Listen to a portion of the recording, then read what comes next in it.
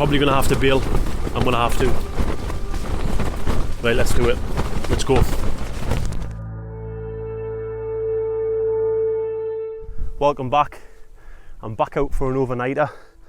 Something a little bit different this time. I get so many requests about budget gear. So I decided tonight I've packed a budget bag with a budget tent, with a budget mat and a budget sleeping bag.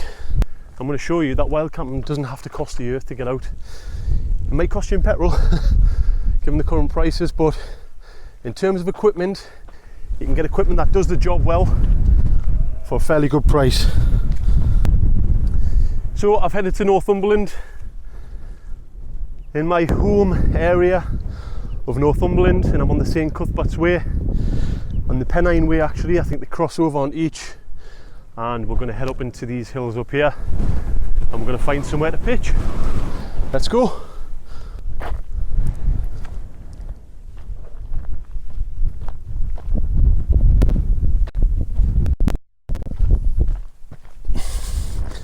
God, I hate these walkbacks. I'll tell you what, I wouldn't have minded the farmer giving us a quick lift up there. That would be nice, wouldn't it? But have a look at this, how stunning this area is. It's the first time I've went up this side of the Cheviots, and I think it's always good to try something new. I don't have a spot in mind either, but I do know the equipment that I've brought should live up to the challenges.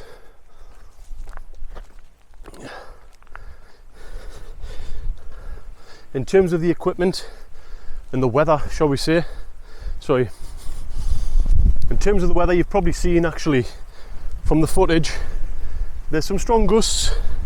We're looking around about 30 mile an hour, maybe it's touching 35, and what I'm going to try and do is find a little bit of a sheltered spot, but show you that, you know, if you batten down the hatches right, if you fix your tent right, peg it out right, in the right direction, you can survive the night in budget gear. In terms of the mat and the quilt that I've brought, should have no issues whatsoever. If anyone follows me on social media, Facebook and Instagram, you'll see I post very frequently there. YouTube's been a bit intermittent recently, through my own choice if I'm perfectly honest. I've been out quite a bit, but sometimes it's got to be the right environment to film. And what I mean by that is you've got to want to do it. You know, sometimes I just like enjoying the moment, especially if I'm with other people. It seems to be much easier if I'm on my own to film, because I can take my time, I can set up shots and do all that type of stuff. Whereas when you're with someone else, you want to be in the here and now. You want to be living it and enjoying it. So we just came to the junction here. We've got a couple of options. If you push off left down this route, that'll take you onto the St Cuthbert's Way. If you carry on up the hill, that's the Pennine Way. This is going to take you to Whitelaw up there, which isn't too far. So I'm going to carry on and follow the Pennine Way across. So the farmer, who I thought was the farmer, isn't the farmer. The guys have just went back off there in the 4x4. They must be staying along there. Nice to see you, nice to meet you. Very polite. I thought I was going to get stopped and moved on. We're obviously in Scotland, so it's a little bit different in terms of the right to roam and popping your tent up pretty much anywhere. I think I'm going to try and use one of the walls as a little bit of a barrier. I was watching a local guy called Geordie, and he's Border Terrier. He's got a good channel, head across and see him. He camped in the Cloud Peak up on the Pennine Way. Great video in a storm, and it held up very, very well. I'm not sure if you can see that weather front behind us, but it's starting to spit a bit of rain on me, so I'm going to have to get my rain jacket out even though it's really warm, because I think we might be in for a little bit of a shower, and I don't want everything getting wet, including me. But that's where we're going to go. Head up to this little park up here, and we're going to find a little spot. I think the wall kind of curtails round, and that's where I'm going to find a spot. So let's get on up there. Weather's came in now. I'm having to switch to my mobile phone. I don't know if you can hear us, but this is going to be a proper test. A real test of this budget equipment, because winds are pretty high. Oh Christ, I've just nearly fell down. And it's starting to rain. See? Let's get up this hill and get pitched. So this is what I've just came up along here on the right hand side, following this walled path, and then if you head up to the right there, or you take a left when you get to it, that's going to take you along the Pennine Way. We're just going to follow this border ridge all the way along to up here, and that's where we're going to be camping tonight.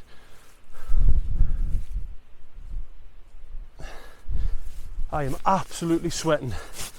The humidity is really high. Obviously there's rain, so you have to put your jacket on, but you're sweating because I'm climbing. I'm exerting myself going up the hill, which is a bit of a problem. So when I get to the top, I'm just going to dry off very quickly. It's not cold. If it was winter, I'd be a bit worried if I was wet, if my back was wet. I'd probably change clothes, to be perfectly honest, and let the others dry out.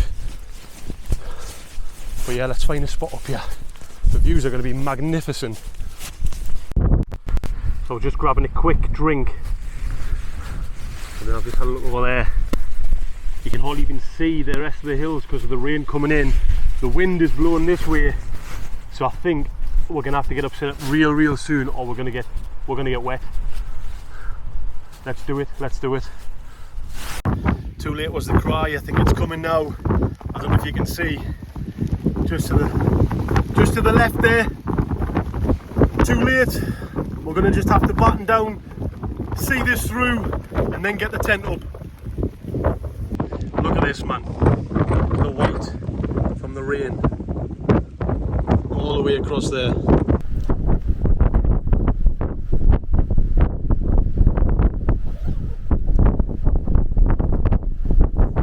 It's windy, so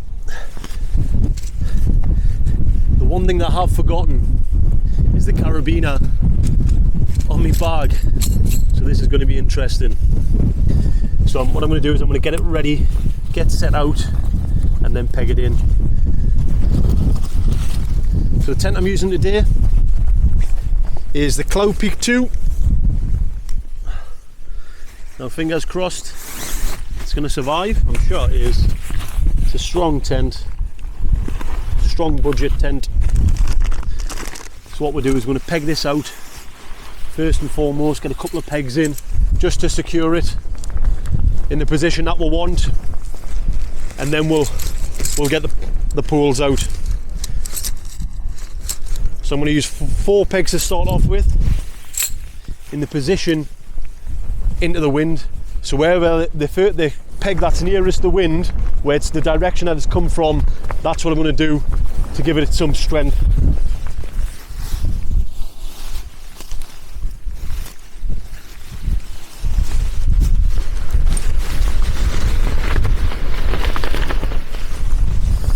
And what I want is the doors to be protected like this.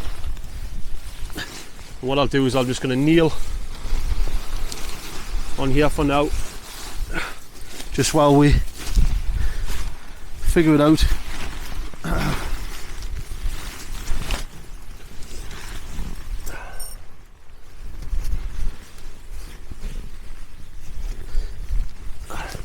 The one thing I would advise, even with a budget tent, is get good pegs. Pegs that are going to hold and take quite a bit of the force. Let's be honest, if the tent goes past where it can go, or if it's more than it can handle, you're knackered anyway. But you may as well give it a fighting chance.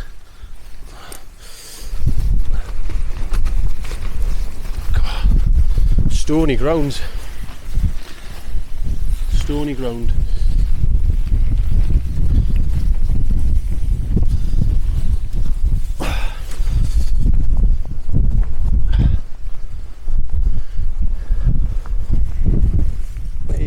the way in. I'm going to peg the other two sides in, and then I'll start to get the poles. So I do have one other little tip, and this is what I do. If you're ever unsure about if you're on slanted ground, especially with a freestanding tent like this, what I normally do is just get on it and have a little lie down and see what you think. So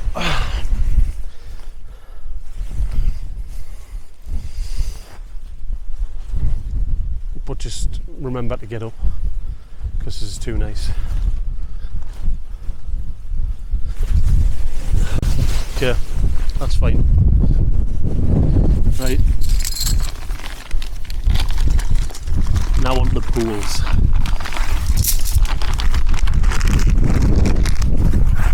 Yeah, we need to be quick. I can see behind us. Oh, that's nearly me hat gone. It is windy. This is going to be a real test. A real test of the budget gear. Especially this tent, can it live up to the hype?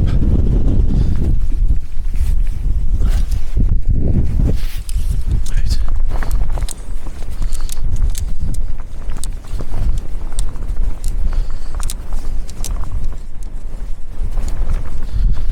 That goes across like that. And then this one.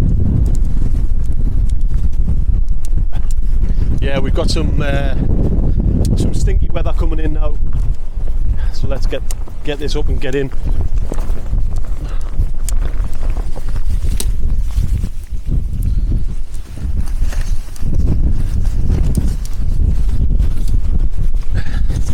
And this geodesic design that it has makes it very, very strong. If I'm honest, I think it's a little bit of a rip from the Hillyberg Alak / Stiker, and I think I've got this right. Should have a pyramid on the top, I do.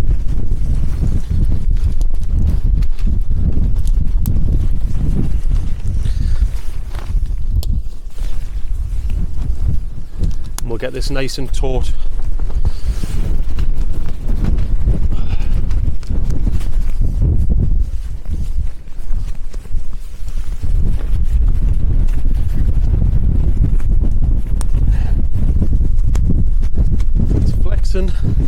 But I'm pretty sure once we've got everything done, it shouldn't flex as much. Yeah, brilliant. And what I want to do is go on the top one, so the pressure, if you go on the top one, the pressure pulls down on that. Okay, that's miles better.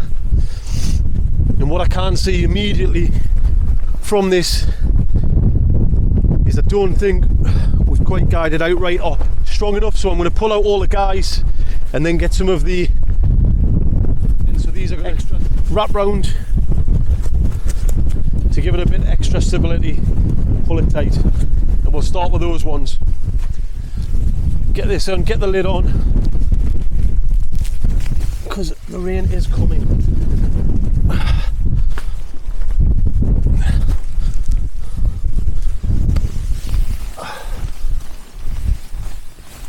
My goodness.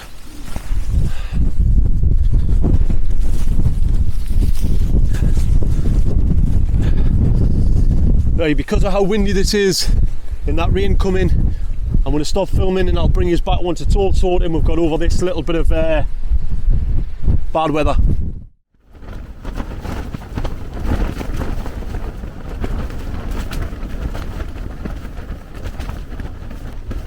No joke this, no joke, pretty strong winds. I'm going to get the Explorer out and see where we're at in terms of speed and see if this is sensible. But this is going to be a really good test for the Cloud Peak 2. Right, what I'm going to do is I'm going to test the wind speed now using the Explorer 1 and let's see where we're at. It feels like the tent's holding up pretty well. I've had this for probably 5 years. and I haven't used it extensively, but I've always, whenever I've been woodland camping or anything, this is the one I've always went to for the space. You can feel some strong gusts coming through, which is pushing the 10, but it seems to be holding. Yeah. So I don't know if you can see that, but 36, the max that we've had, 36 miles an hour, which is a decent speed. It is clearing up now. I'll give you a little look.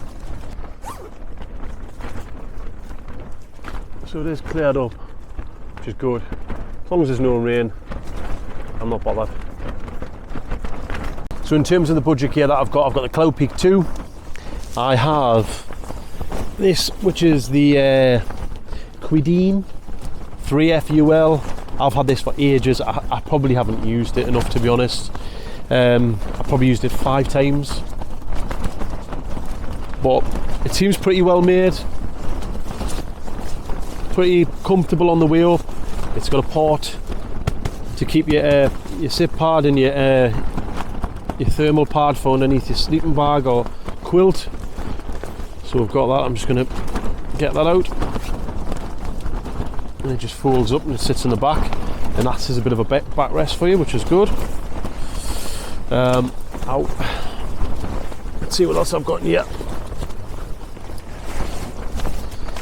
So that's just a little bit of food. Just sit in the corner along with the rest of the stuff. Pots. So in here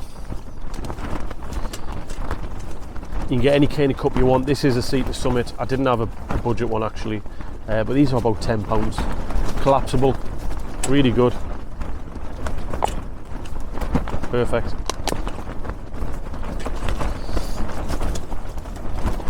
Contained all in one. This is titanium pot. It's a Tom shoe. Had it donkeys. Worked no problem, never had any issues. Titanium lid. I always keep these in, which are water purification tablets. BRS stove. Interested to see how that works in today's weather. Mini Bic lighter. Couple of wipes in there, and the gas canister itself. So that's just the food setup. Cheap and cheerful, nothing too fancy. I'd probably say this whole setup probably 30 quid maybe. Maybe it's a tiny bit more, 35. But very lightweight and all contained. You know, you can get the jet boils and everything, but for me, they're great, they work. But this, from a space and weight perspective, is just a miles better. So from a budget lightweight perspective, get one of those, or an alcohol stove. Right, let's see inside. So the main part of your main 3. Let me just get rid of these because they're doing me head in. I'm probably going to use these to brace the tent as well, if needs be, if things get a bit too dire. Rubbish bag, never forget your rubbish bag. You're always going to need that. And this contains quilt, pillow, everything, clothes, down jacket, everything in here. All goes into a dry sack. An alternative to one of these, this is an Osprey dry bag, is using a bin liner. Get a large bin liner, next to nothing, put your stuff in, tie it round and just put it in your bag and it'll stay dry. They do split, so you might want to just chuck another one at the bottom just in case they double up. But as long as your stuff's dry, that's all that matters, isn't it? I've had a creepy crawly on me, it's a spider, get off us.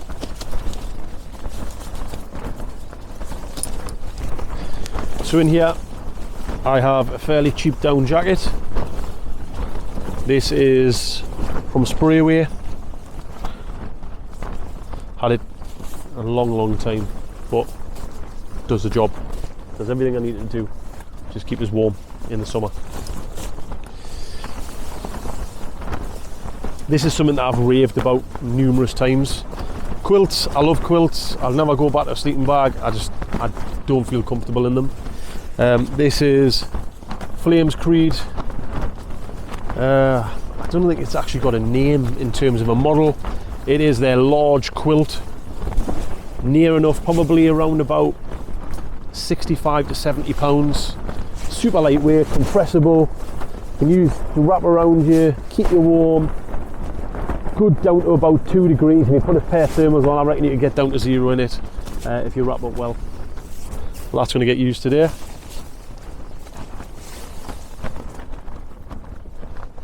Long johns, cheap and cheerful. I think these are Aldi or something I got them from, but I'll use those. Same Aldi thermal socks.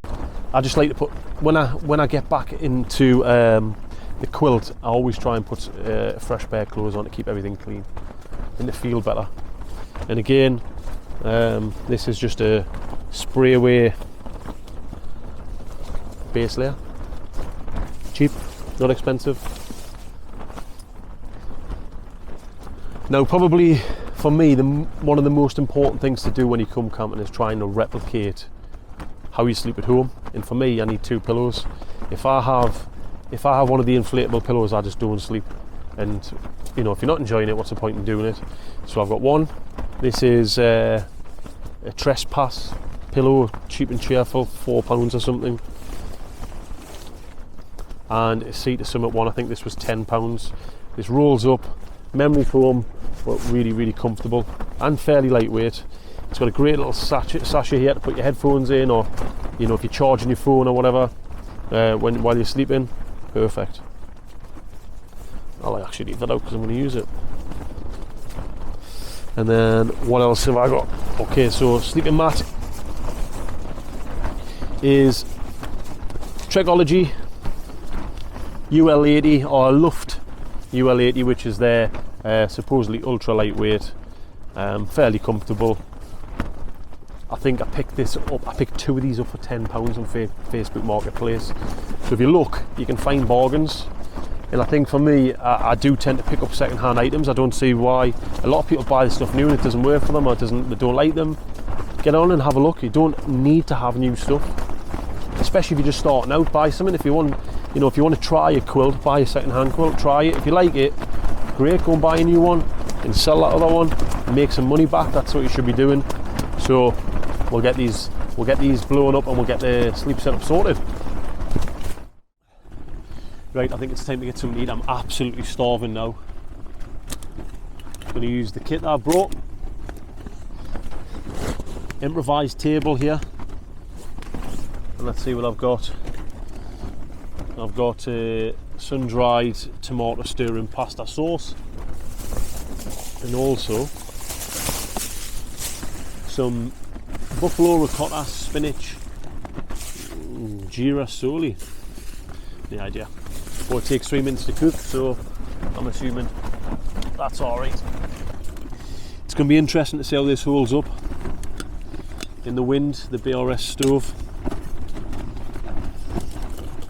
because I think it might struggle. Another alternative that is another one called the MSR Pocket Rocket. It's a little bit more expensive.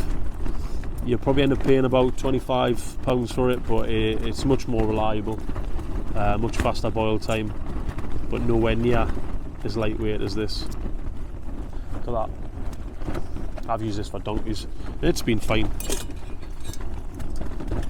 Like I said, not the most efficient piece of kit in the world, but when you're on a budget, you do what you can.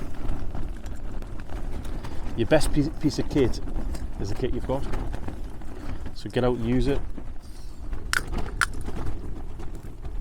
And don't get too hung up on good kit. It's about the experience, and if you're not enjoying it, what's the point in doing it? Let's have a look. Okay, that should be fine, I think. He says a massive supply. So actually, here's another thing. So these 1 litre bottles, you can get smart water bottles. I use these all the time to carry water in. Cheap, cheerful, lightweight, do the job. Some of them fit the Sawyer mini filter as well, if you're after a filter, so they're worthwhile having. Right, put the water in. How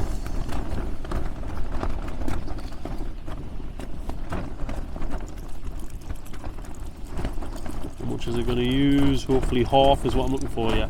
well, that's maybe it's a third, maybe it's a quarter, which isn't too bad.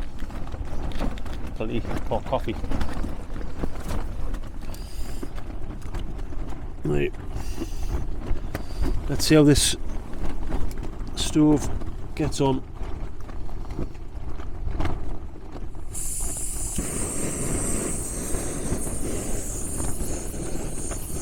Yeah. You can hear the hissing, and that is literally from the wind knocking it. Now you can't buy windshields. I'm using my legs a little bit just to try and block the air coming through.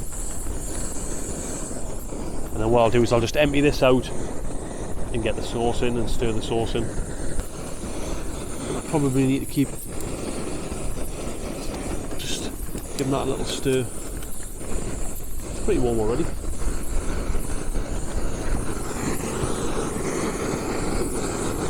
Can you hear the difference when there's no wind? How it's firing away.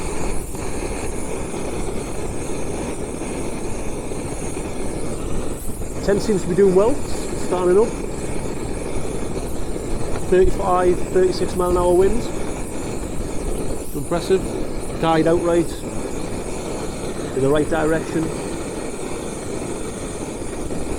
I've made a few little mods, so you see how this is wrapped around. I don't know if you can see it very well on the camera, but this is wrapped around to tighten the lid, and also in terms of the guy line is actually wrapped around the pool for strength.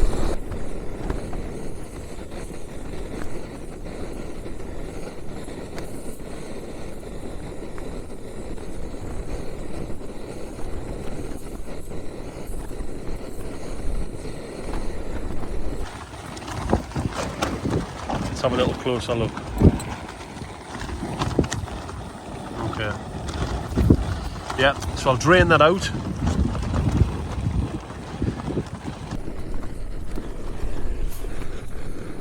Switch this off actually.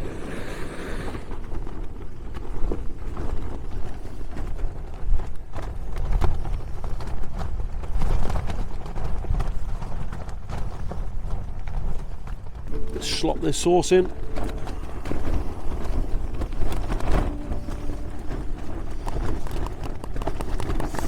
Then give it a little bit more heat.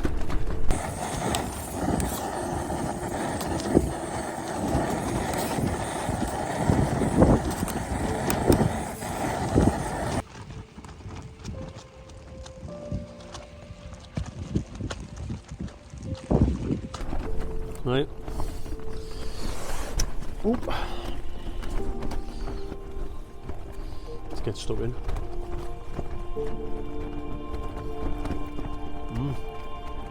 That's not bad.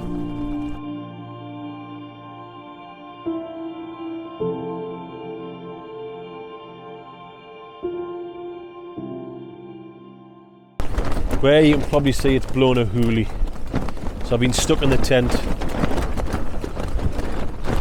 It's standing up to the test a bit. 35, 36 mile an hour seems to be doing okay. I'll have to go out and sort out the guy lines before I go to bed. I'm just going to tuck into dessert now, and I've got some nice little treats. So courtesy of my partner. Have a look at these. Look at that. Salted caramel brownie, and then a Mars bar brookie, which is a brownie and a cookie together. So I'm probably going to eat my recommended daily allowance of calories right now, and I'm going to stick the radio on.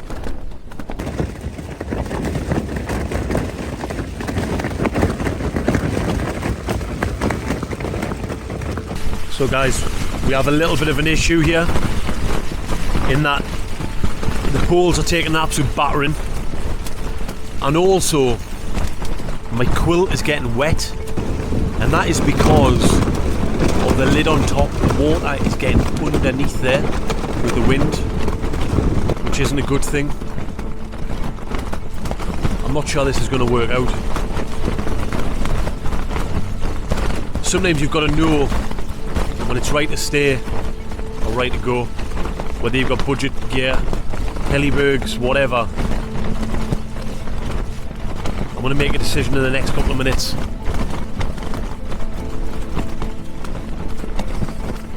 Wish us luck.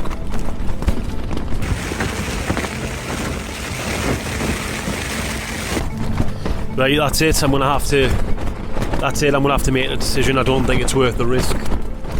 I can see water piling on the top here, and I've just spoken to a couple of wild campers they know, and they say I could probably manage it and manage a kit. I think they're probably right, but if this wind gets any worse, I fear for the tent, and I can see the poles are bending a little bit here. I'm probably going to have to bail. I'm going to have to. Right, let's do it. Let's go. See where the water is ingressing on top there. Well, I've managed to be able to get packed away pretty quickly. I've still got my thermal leggings on, and they're letting in quite a breeze on my butt crack, but at the same time I just didn't want to risk it. I didn't want my tent getting knackered with bent pools or whatever, but I've chopped down a little bit, and it's a little bit, to be fair, here is not too bad. It's nowhere near as windy. It's very exposed, that bit, but we are what we are. It is what it is. Could it have survived? Probably. It probably would have been okay, but I don't think it sends out a very good message. You know, I'm talking about budget wild camping. You know, you've got to use the right equipment for the right reasons, and today I don't think that was the right reason to stay out, and that's why I chose to pack up while it was still light, to make it safely down. I have as well, which I hadn't realised, I haven't got my head torch with us either, so I've actually left my head torch along with my other light that I use, the flex tail pump. I didn't bring that with us, so it's probably a good thing. I would have only had my torch from my phone, which wouldn't really have, it would have worked, but nowhere near as good. Right, let's just get down here safely. Right guys, I managed to get back to the car just as the rain started again, so managed to dodge that bullet, but you know, these things happen. I'd rather be safe than sorry. You know, these the budget options that I went for are to be used within certain environments, and obviously this time it failed. I couldn't risk having a wet quilt or water coming in, ingressing in. The forecast was only for 30 mile an hour. It was somewhere near at 44, and the tent stood up pretty well, to be honest, so I'm quite impressed. But I'm just going to drive home, and thanks for sticking with us on this one. Until next time, peace out.